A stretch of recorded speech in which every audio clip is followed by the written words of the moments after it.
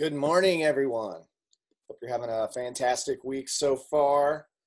I hope you're all getting in the Christmas mood. I think we're, 14 days away now, right? 14 days till Christmas. And I know yesterday I went shopping with Jeree, and today I'm going shopping with my oldest son to do all the Christmas stuff. So if you look outside here in Tennessee, it's pretty cold. So I hope you're all staying warm. I know some of you probably have feet of snow where you're from and all that.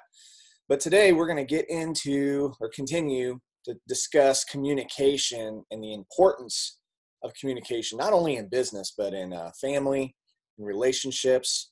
And I can't think of anyone better to kind of lead the way to help us understand this than Jim Rohn. So hold on. This one's kind of short too, so we're going to have a really good discussion time after this. So make sure you're taking notes. And once we get finished, if you have something you want to share, just put it in the notes here. Or, there's a raise your hand button or whatever, and we'd love to bring you on so that you can share your thoughts on this topic. So hold on and let me get this video started.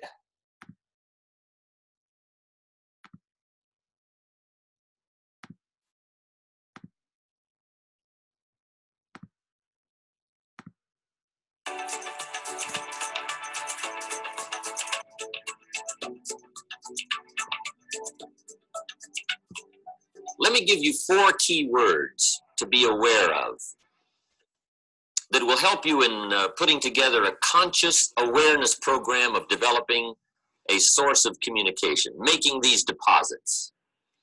See, when you talk, you want a verbal check that'll cash. When you speak, you want to speak from something that's there, an awareness that's there, a feeling that's there. And to create this foundation or this reservoir or this deposit or this account from which you can talk, let me give you 4 words that will help you to do that. Here's the first one. Develop an interest. The first word is interest. Develop an interest in 2 primary things, life and people.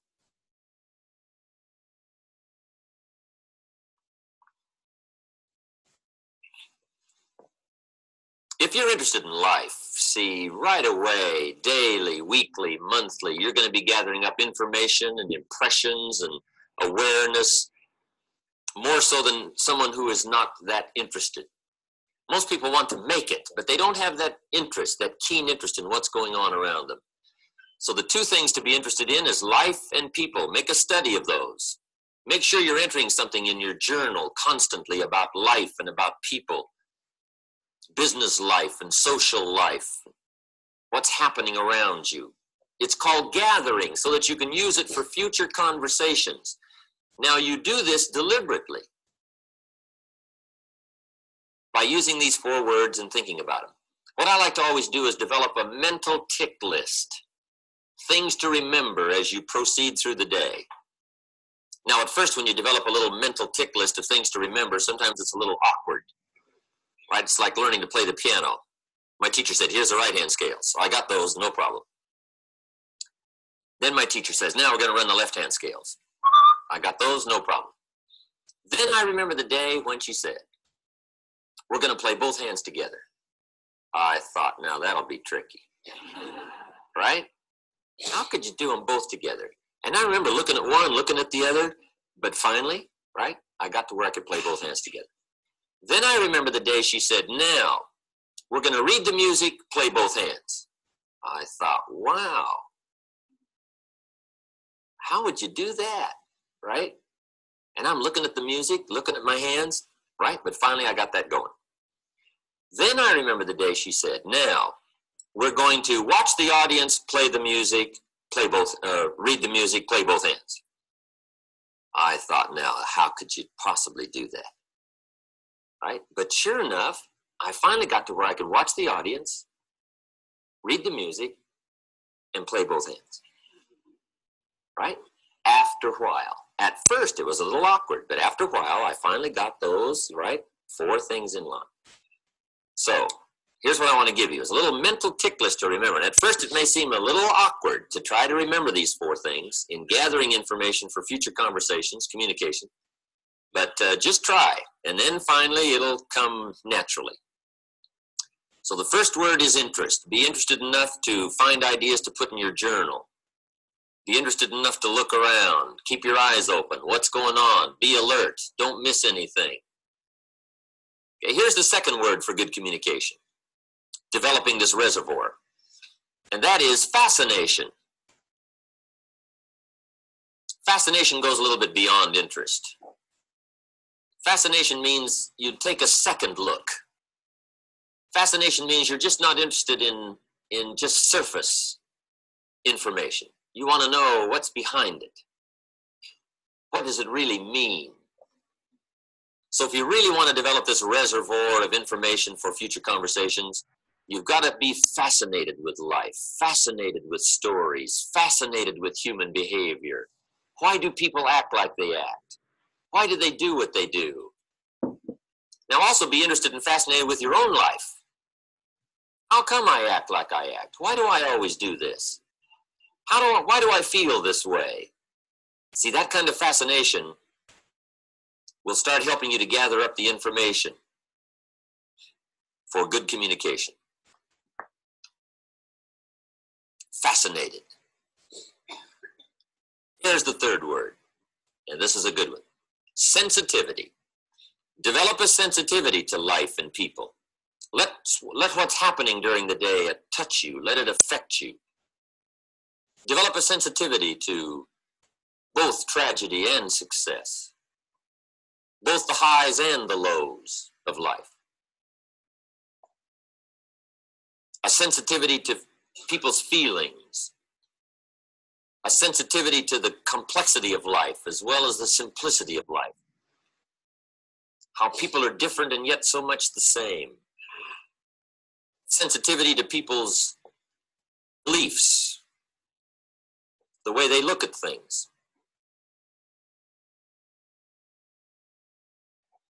Here's a good phrase, let life touch you. Don't let it kill you, but let it touch you. Be sensitive.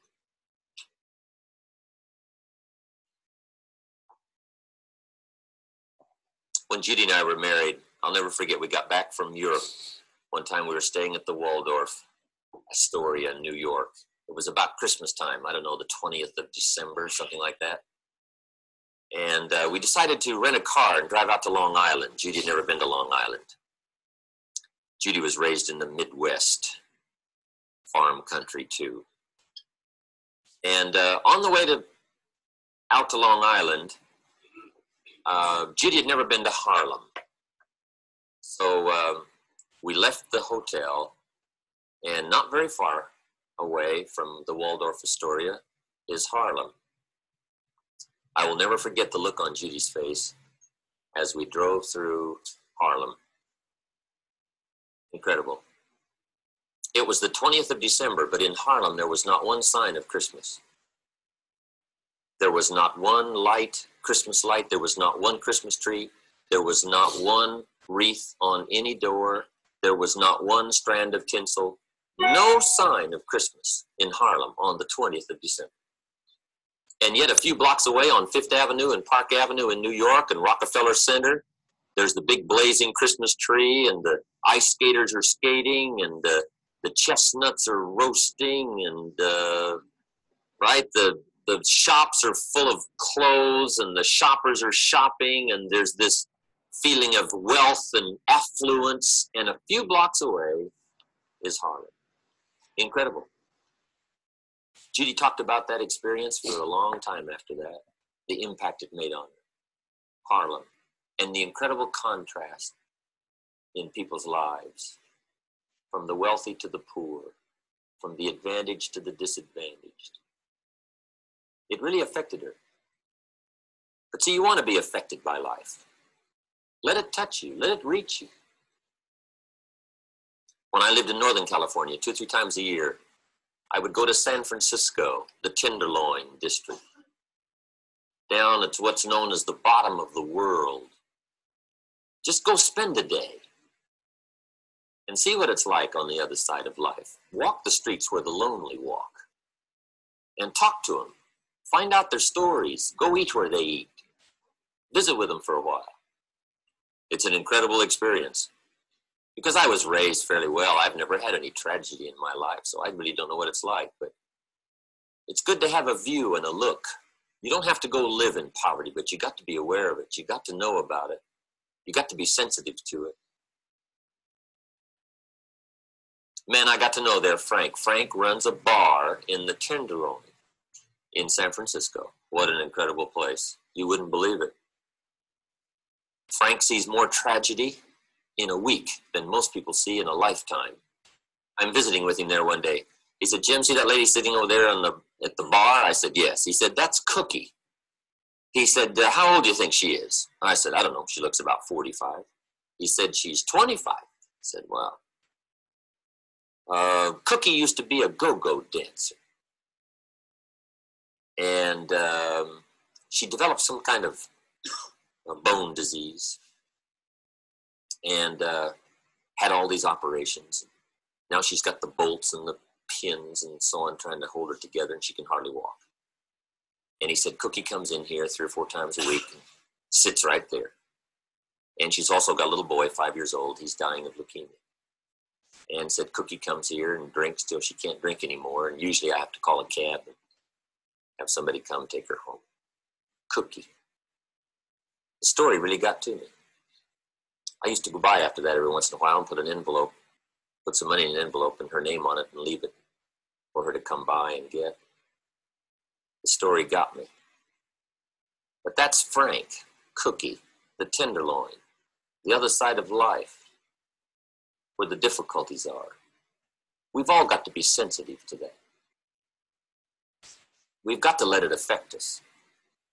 As you let all of life affect you, so it affects your conversation. So it affects your communication. So people have this incredible sense that there's a great deal about you and your sensitivity and your interest and your fascination with life that makes life uniquely worthwhile for you. And I'll tell you what, it'll show up in your conversation. It'll show up in your feelings. It'll show up in your ability to reach people. Sensitivity. Don't be afraid of it. Use it. Develop it. Now here's the 4th word, knowledge. Develop a working knowledge. I've added one more word there, working knowledge of life and people. A working knowledge means a systematic way of gathering up all the information that comes your way. And try to put it into some workable form. That's why we suggest a journal. You just got to have a daily journal to record the ideas and the impressions and the feelings and the things that come your way. So that you'll have this working knowledge, this depth of awareness. Now, if you'll work on those 4 words and be consciously aware that you're working on knowledge, sensitivity, fascination, and interest about life and people in a deliberate way, a daily way, a consistent way, so that when you get ready to talk, there'll be all this substance there waiting to back up whatever you have to say. Here's a good phrase. Let what you say be the tip of the iceberg of all you know and all that you feel and all that you're aware of. Let what you say only be a small portion of all you know and feel. I'm sure we've all had experiences talking with some people, and sure enough, they said far more than they knew. Very quickly.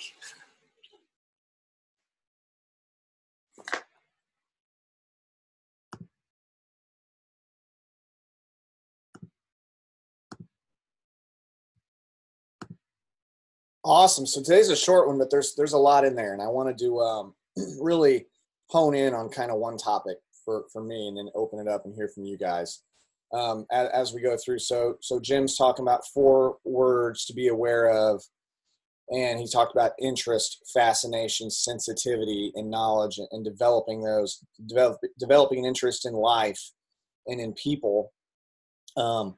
Fascination goes a little beyond interest. That's taking a second look, going beyond the surface.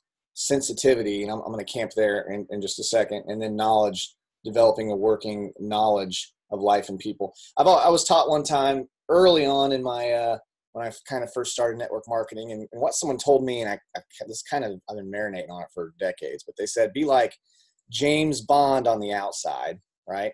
Calm, cool, and collected, right? When you watch James Bond movies, you always can tell nothing's going to get to that guy.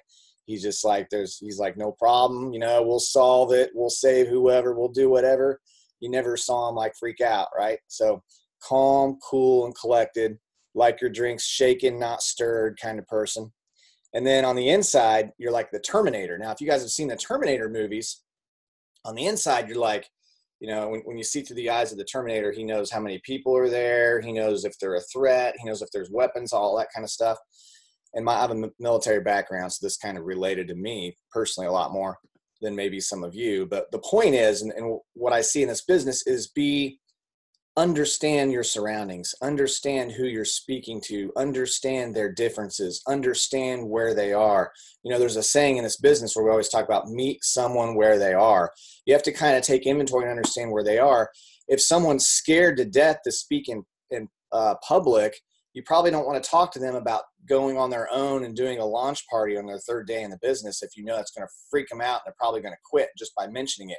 So you have to ask some questions. You have to build that relationship with someone to begin to understand where they are. And one thing that when you're going into any sort of new relationship is to understand that we're all so different. I mean, it's crazy the difference between maybe how I was brought up or how you were brought up, or things that you believe to be true, things that I believe to be true, things are important to me may not be important to you, and vice versa. And I just want to illustrate this with a couple examples. So years ago, I was in this another network marketing business, and we were going to some kind of event. And so I'm riding with a friend of mine. Her last name's Pascarella, right? So she's got that Italian background, right? And so we're going to Chicago, and so we're riding there, and we're going to swing by her parents' house, on the way or whatever. And so we swing by, and within 5 minutes, this friend of mine and her dad get engaged in what I would call a screaming match, right?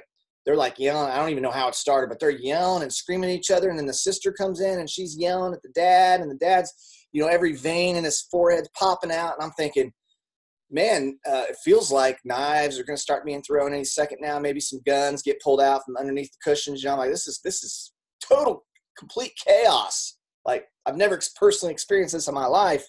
And she leaves the room, and they're kind of fighting. I'm just kind of hanging out in the living room like, are we going to go soon? And she comes walking out, and she just kind of gives me this smile, and I'm like, everything okay? And she says, what do you mean? And I said, well, it's just a little crazy right there. I think you guys are getting ready to kill each other. She's like, oh, no, that's just how we talk. And I'm like, what? Y'all talk like that? It's crazy. But to me, it was crazy. But to her, it was normal, right? So just always keep in mind that for you, like, what's normal to you might be crazy to someone else, or what's crazy to you might be normal to someone else. I ran into this again when I met my wife. See, my wife's someone who, she's just very transparent about everything. I could tell her my worst, deepest, darkest secret, and within like 5 minutes, at a family reunion, everybody just all of a sudden knows. And I'm like, whoa. I'm like, we don't share these kinds of things. My family, we're like the stuffers, right? We're like, how's it going? It could be like, your world's falling apart, and you just put on a smile and everything's fine. That's how I was raised. It's like, everything's fine, world. And she's like, whatever's going on, you just automatically know. If you ever meet my wife, you know what mood she's in just by you just look at her face. You can tell she's really, really happy. If she's really upset, if she's mad, angry, there's no hiding it. It's very, she's very transparent and always. And so, I just wanted to share that. You have to meet people where they are, especially in this business, because you don't just want people like you on your team. You want all kinds of people on your team, and you have to be confident enough in yourself to be open to the fact that other people may be different. They may have different perspectives, but they're still, their perspective is just as valuable as yours is or mine is, even if we don't see eye to eye, right? That's what makes us grow more than anything. So if all your friends are like yes people, and you're like, if you don't agree with me, then you can't be my friend kind of person, then you're living a very small life, right? You want to be open to all kinds of perspectives, all kinds of ideas. You might not agree with all of them, but it just shows your emotional intelligence when you can handle going into a debate with someone who may not agree with your perspective in your thing. I want to show you document this real quick. So you guys have probably heard me many times talk about this book called The 7 Habits of Highly Effective People, right? Well, one of the habits is seek first to understand before you want to be understood. And, you know, when Jim's talking about taking an interest in others, that's asking questions about them. That's finding out about them. That's wanting to know about them and what do they like and why do they like it.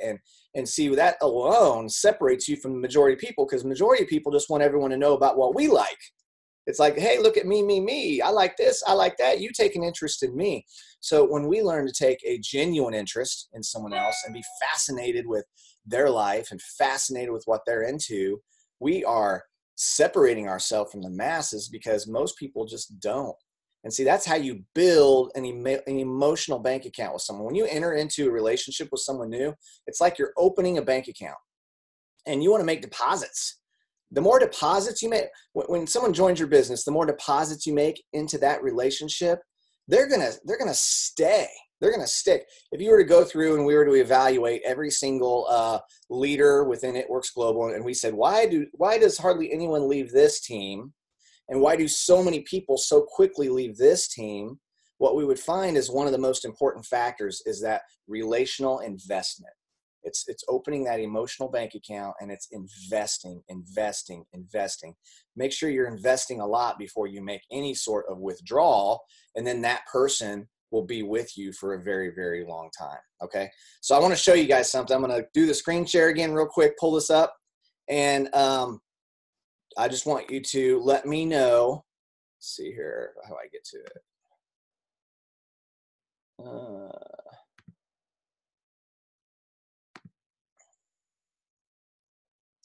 All right, let's try this.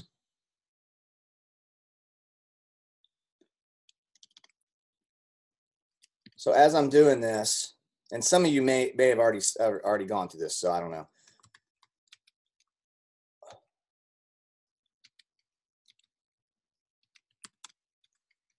If not, you're gonna love this. Okay, let's see. Do this one.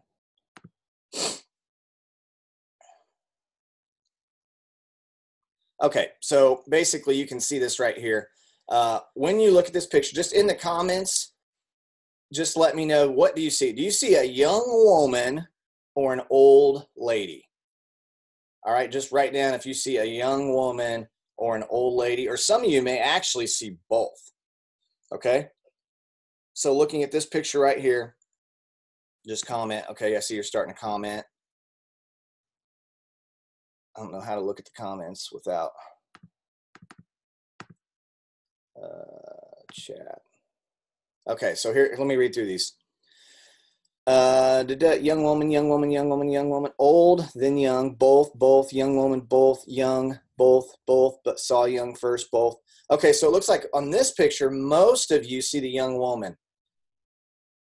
Now, if you don't see an old lady there, just type in, there is not an old lady. Okay, if you can't see an old lady right now, just type in, there is not an old lady. Okay, Miata says there's not an old lady. Yvette says both. There's not an old lady.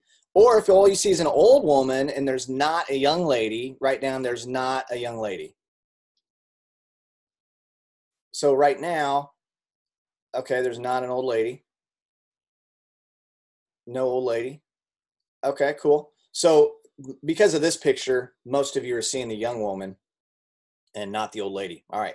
So I want you to think about this. What if I came to you and said, oh my gosh, check this picture, this old lady out. And you said, no, she's not old. It's a young. This woman says there is not a young lady. Okay. So imagine how we could get into a conversation right now, and I could say, yeah, this is a young woman, and you could say, no, it's not. It's an old lady. No, it's not. It's a young woman. You and I could disagree all day on that, right? And some of you right now are disagreeing because you see a young woman and you see an old lady. Well, let me show you something. So if all you see is the young woman, obviously you see this is her eyelash, this is her nose, this is her chin, right? But what about this? Let's talk about the old lady. Here's the old lady's mouth. Here's the old lady's chin. Here's the old lady's nose and the old lady's eyeball right here. So now if you didn't see the old lady, can you see it now?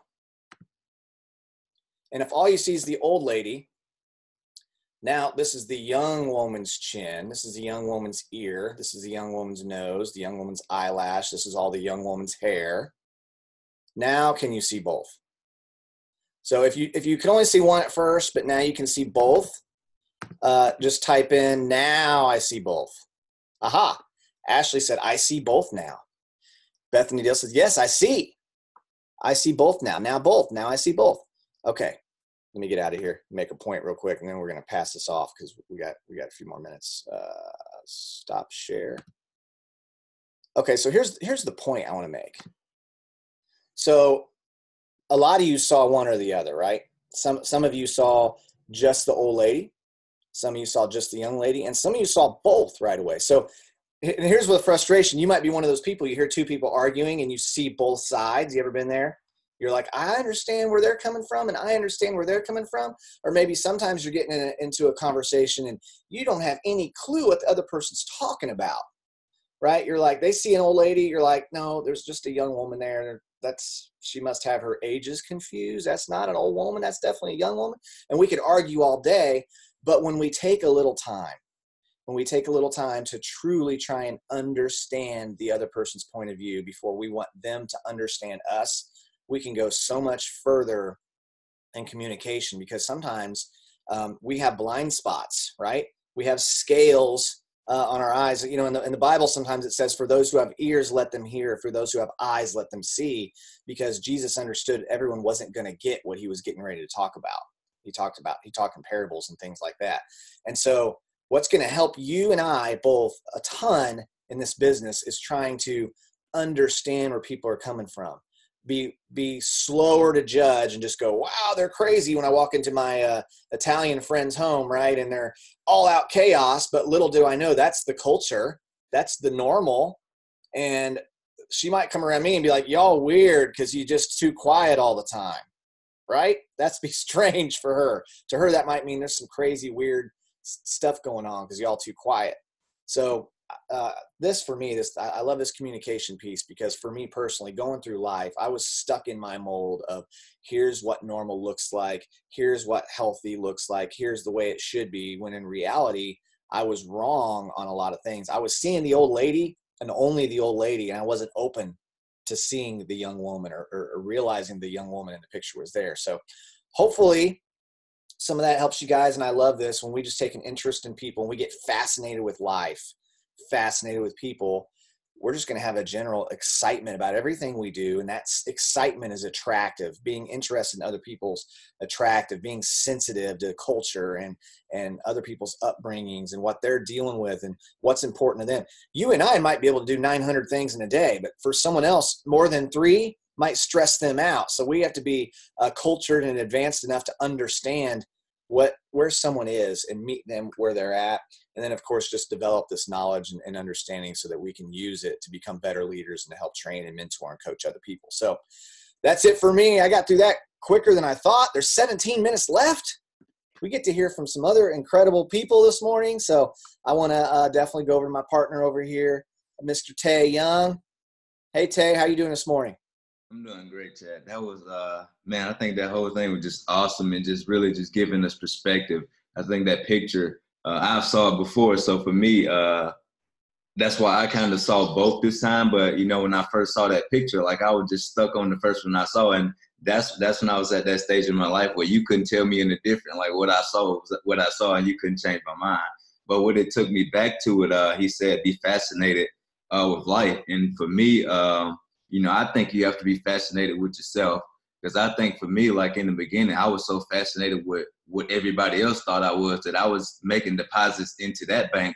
And it wasn't until I literally had to, you know, transfer banks. Like I had to quit making deposits into that bank and just start my own bank. And I just go back to what Les Brown said last week. He said, you know, we're all born young. What did he say? We're all born naked, dumb, and something, but he said, but you can learn anything. And I think for me, like, since I went on this quest for personal development, you know, the more I've been just depositing into this new bank, I think the more my perspective changed, the more I became more sensitive to other people's perspective, and just knowing like, hey, you know, that's the other side to this picture. Like everything that you see, like that's not always the case. Like you have to understand, like they have a perspective too, and if you respect that perspective, I think that opens you up to learn more. So for me, I think by me being so fascinated, like really how am I wired? Why do I think the way that I think? Why, you know, I do these things? It allowed me to really just like realize that, you know, I don't have to be stuck in this path. Like I can change that. And it just allowed me to be sensitive to others. And I thank God, I thank it for my wife, because like we're so different. Like we are just so different.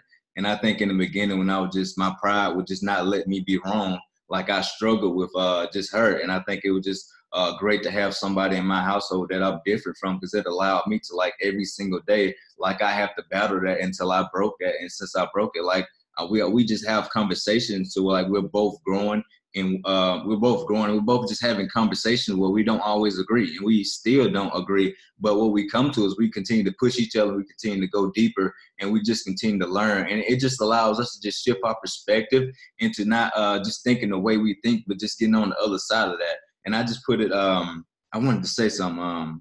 I just said she has a friend that's going through this situation, and it sucks, and it's convenient for us to feel sorry for her friend and love on her friend. But at the same time, I was thinking about the guy. Like, I feel like God just put something on my heart, because the guy, he believes in God as well. And, you know, we were saying all these bad things about this guy and all the good things about the girl, because it's convenient. She's carried friend, and you need to come out of this situation. You need to do that. And God just told me, like, the only thing that's keeping this guy close to me is his faith. If he didn't believe in me, it would be different. So I was like, you know, if Jesus came, like, which one of these would he help? The girl who has all the support in the world, or the guy who's sick and who was just doing all these bad things, just crying out for help? I was like, I think Jesus will help this guy. So I was like, we need to really just shift our perspective and just understand, like, it's convenient for us to love, you know, when it's somebody that's close to us. But I think we struggle with, you know, being sensitive to those people who are like he said, that's on the other side of the street. So I think the more you just continue to grow and learn to be sensitive to others, I think you'll be able to communicate and just help the people that really needs the help, and just be able to help those people that can help those people. So it just shifted my perspective. Like, we love our friend, but she's the only one that can help our friend. Like, she literally have the power to help this guy, and all she have to do is just step up and just stop trying to protect him. And I told Carrie, the only place that could save this guy's jail. And I was just reading the Resilience book again, and I went back over and I just read your story again, Chad, and you said that thing that changed you, you're 2 weeks in jail when you read the Bible all over again. And it just confirmed to me, like, I think the only place that they got this guy will be able to be helped is in jail. When he's out there alone, he has nowhere to turn to but, you know, God. So for me, it just shifted my perspective and stopped thinking like, you know, we love who we love. We love everybody who's close to us. It's convenient for us to love those people because they're close to us. And if, you know, it's hard for us, I think that's why Jesus tells us, like, love your enemies. Like, who wants to hear that? That's the hardest thing in the world to do. But I think as you grow, and like Jim said, as you become sensitive to other people, then you understand, like, I think it'll allow you to communicate better and really just help those who are really lost. So for me, I just thought it was just great to hear those things, because I think we get so caught up in the growth of life and just becoming a better person that we forget that, like, other people are still, they're not close to where they are. And there's a lot of other people who are still, you know, on the other side of the street. If we just continue to change our perspective and just be sensitive to those people, like you said, you don't have to live there, but if you just go there and get that change of perspective and just know, like, you can have something really just to help shift somebody else's life. And I think that's just by becoming sensitive to that. And I think just by me really just being fascinated, you know, I'm not the person who everybody else says I am. I just believe that because they rewarded me for that. You know, if I played sports and I did something right, people want your autograph. People want to take pictures with you, you know, but when the sports thing go away, like, nobody wants to take picture with you, and it's like you're kind of lost. So for me, it was like, I don't want that. I don't want people just showing up to me because I'm doing something on the football field. Like, I want to be more valuable to people. I want to add value to people. So I just went on the quest for personal development. What it figured out, like, we have more to us than we know. Like, we have more value within us that the world needs to see. But it took for me, like, just like I said earlier, like, I had to transfer banks. Like, I just really just left this other bank of who everybody else thought I was and just really started depositing into bank who I knew I was supposed to be. And because of that, I was able to, you know, when the right times came, like you always say, Chad, I was able to make withdrawals from that bank and just help people and basically just give back to those people who really need it. So I thought this morning was great. And I just think the picture that you showed just showed us, like, you know, there's people that don't see what we see. Like the perspective, like it's crazy how, like it's literally crazy how we're all so different. We can be looking at the same thing, but see there's something totally different. So I just love that you just gave us that example, because it was something that just physically just showed you like how easy it is for us to just be so stuck in our own ways and not be able to see that there's two sides to this. So I just thought that was great, and just thank you for just continuing to do this, because, you know, I need this like almost every day. That's why I continue to invest in myself every day, so I know when it comes to time for me to pull out, I'm not pulling out of my own opinion. I'm not pulling out of things I learned in my past, but I'm pulling out things that I've sought out. And that's really going to be able to add value to people. That's really going to help them move forward in life. Definitely. Well, you know, I love when Les Brown, it's kind of his, you know, his tagline or whatever, when he says there is greatness within you. And I believe that. You know, I genuinely believe that for every single human being. I believe there's greatness within us. I believe that we're made for more. I believe that a lot of us have to wake up the sleeping giant that's inside of us and discover our calling and our destiny. And what I know is, regardless of where someone is, you know, regardless of where they are in life, I know when we can come to them in life and meet them where they're at, and we can let them know the good news, right? We can let them know there is greatness within them, that they are made for more, that the possibilities are endless. When we can let them know and we can start there, right, then we begin to call people to greater heights. And I know I've had people in my life, I've seen how that works with people being that person for me in my life, and I've been able to be that person in other people's lives. And to me, that's one of the beauties about a business like this, is we're able to first have the time and have the freedom and have the space to discover who we are, right? And that there actually is greatness within us, and that we are wonderfully and perfectly made. And then when we discover that and we start operating in that space and believing that to be our truth, then we can begin to pour into other people, because we know something that they don't know, and we're able to speak life into people. You know, there's power of life and death in the tongue, and we're able to actually use our words and communicate to other people the possibilities for them in their life. And that's an exciting place to be, when you can walk into someone's life and you can say, your future starts today, because I'm here now and I can help you make a difference, and I can help you go a new direction. So I've seen, Tay, just how much you've changed in your life with all the obstacles and the challenges and the transitioning, you know, from being the guy, the football star, and going, what is left, you know, is the best part over. I mean, I had friends when I went to my last high school reunion who played football in high school, and that was the best part of their life. Over the last 20 years, they're still talking about that game or whatever happened, and they haven't been able to figure out how life can be just as good, if not better, than it was back then. And you've discovered that, you know, in your life and in your team and all that. So it's just great to see. And just thankful you guys are all here. I see my friend Mel Raleigh is on here, so I'm gonna unmute her real quick, see what perspective. Mel, you've been in prior military, moved all over the country, business with It Works for years. So I know you've been there and seen that, have all kinds of experience with all kinds of different people. So what were some takeaways for you from today? Good morning. I had two main takeaways. One was, I kind of want to caveat a little bit of what Tay was talking about with the fascination, but I took it deeper. Jim Rohn talked about, you need to be fascinated with yourself, why you do what you do, why you say what you say, and why you act the way that you act. So not only do we have to have this fascination with others, but we need to fall in love with ourselves and then recognize why we're doing what we're doing, why we are reacting as well to other people the way that we are. And that's something that I'm still growing in, an area that I'm trying to develop. And I just think that that's very telling, because I think that sometimes that sensitivity towards others also needs to be extended towards yourself, because introspection is a key. And once you learn why you're kind of doing what you're doing, then you're really able to be sensitive towards other people, because you come from that place of understanding. Another thing that really hit me was when you guys were talking about Chad and the video, and Tay keep talking about meet people where they are. I'm going to say love people where they are, or where they are. So my dad has told me something since I've been very little, and it used to make me so mad, is not to put your expectations on other people. And as I have grown, I have learned the truth behind that, because our expectations are what we want to happen. We have to understand that we have to love people where they're at. And sometimes that means tough love. Sometimes that means distancing yourself and walking away if there's that toxicity there. And sometimes that means just taking their hand and sitting with them for a minute and then exemplifying that sensitivity that's been talked about. And so you also talked about being military, know your surroundings. That's huge in the military world. For those of you that are not, I kind of wanted to relate it in another term, is know your audience. All right. So know who you're speaking to. That's where your color personalities come in really big. Know who you're working with. Be able to discern right away kind of why people may act the way that they do. And when you don't understand, ask. So just be very upfront with people and with yourself. And those were my main takeaways. Those are so good. I love when someone lets me know they're going to put me on a 3-way call with someone, later today or whatever.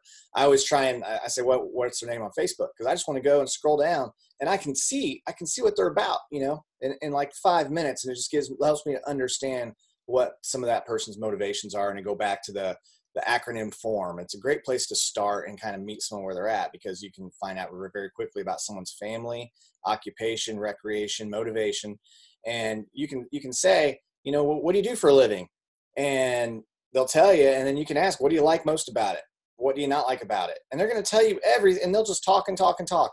You're just asking. If you just ask someone the question, tell me a little bit about, or you just say, tell me a little bit about yourself. People will go on. They'll tell you what they love about their life, what they hate about their life, and then you can see if it's going to be a good fit for them to get involved in this business and with where they are right now. And so it doesn't take a whole lot. All recruiting is a transfer of belief. It's saying, hey, here's an option. You've told me here's what you like and here's what you don't like and here's where you want to go. And I have an option to present to you that can get you there quicker. Do you see it or not?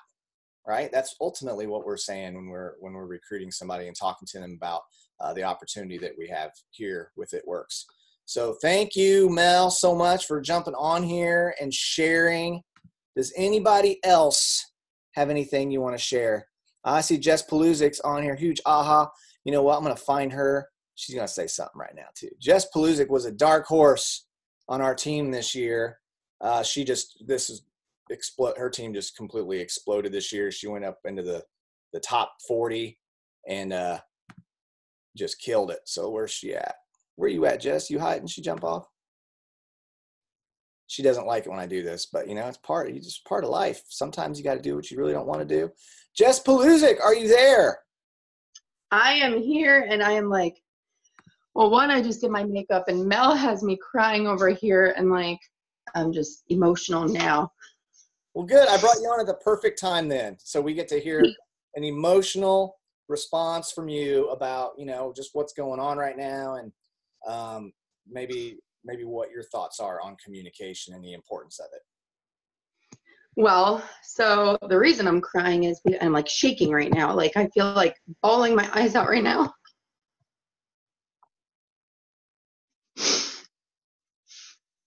Oh my gosh, I don't even know if I can talk.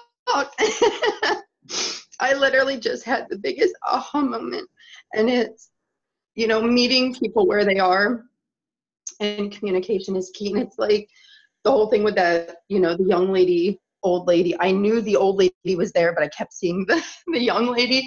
But just meeting people where they are. And I've been struggling lately because there's I'm so sorry. I'm so emotional. There's a select few people who I've been I feel like now looking at what Mel just said is I'm putting the pressure on them because I expect so much of them, and I need to love them where they are. And I'm coming to realize that literally right now, because I've been so angry at them. And me being a leader, I have a huge team, and it's now I'm realizing it's why am I wanting this more for them than they want for themselves, almost, in a sense. So, oh my goodness. I just had like the biggest aha moment, and I just, come to realize that communication is key, and like I more or less need to love them where they are, because they're not where I want them to be, and that's okay. But whew, emotional. Well, that's you just had a growing moment, which is the point of all this. So that's so huge and so awesome. I think Mark said it at the leadership weekend. He said, love everyone at a 10, but meet them where they are with leadership. So if they're at a 4, lead them at a 5. So you're stretching, and it's always a give and take, and that's a conversation, and you have to understand the person to know how much to stretch them or push them. You got to know when to pull, and you got to know when to release. Pull a little, release, and there's a balancing act that goes on there. And but I love your heart, and I love that you just want the best for everyone, and you want people, and I know you're very, very driven, and it's frustrating sometimes when this person wants this and they need this, but they're just not putting the work. I read something yesterday. It said, let the tongue of your mouth and the tongue of your shoes line up. And I was like, whoa, it said something like, it wasn't exactly like that, but it was this idea that our talk would line up with our walk, right? We got a tongue in our mouth and a tongue in our shoe.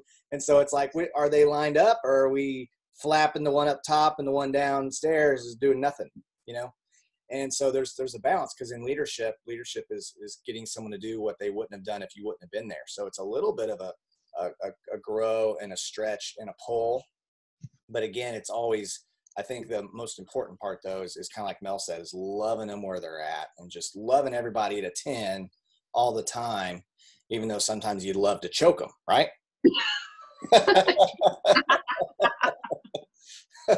So I think that's all, we go back, we just, that's a constant.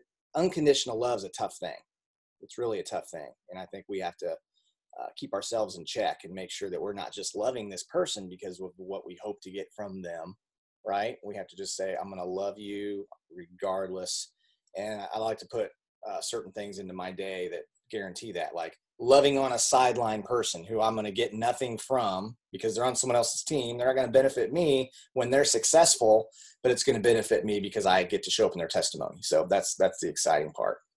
So Jess, you are amazing. For those of you who don't know, Jess was sitting at conference 1 year ago, frustrated, didn't know if It Works was going to be it for her, and she just knocked it out of the park all year long.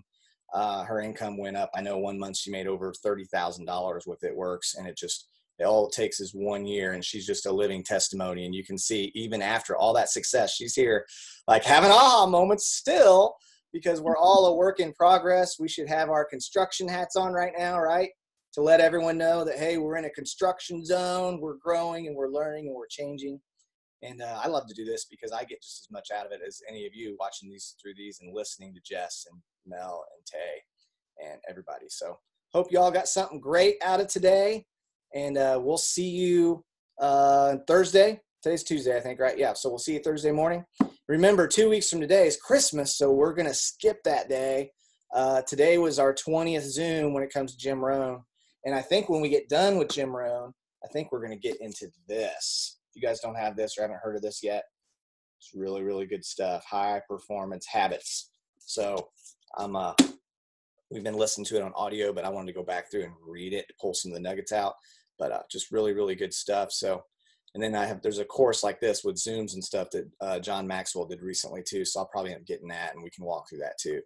So hope you're all getting value out of this, and hope you all have an amazing, blessed day. Thank you all for jumping on, and I'll make sure and get this replay put in the page. If you don't know anything about the page, It Works Personal Development. We've got all the Zooms we've ever done. We did 40 some on John Wooden. We're on number 20 with Jim Rohn, and we're just going to keep this going because Jess Paluzik, seeing her get that aha moment was worth all of it, right? So hope you all have a blessed day, and we'll see y'all soon. See you later.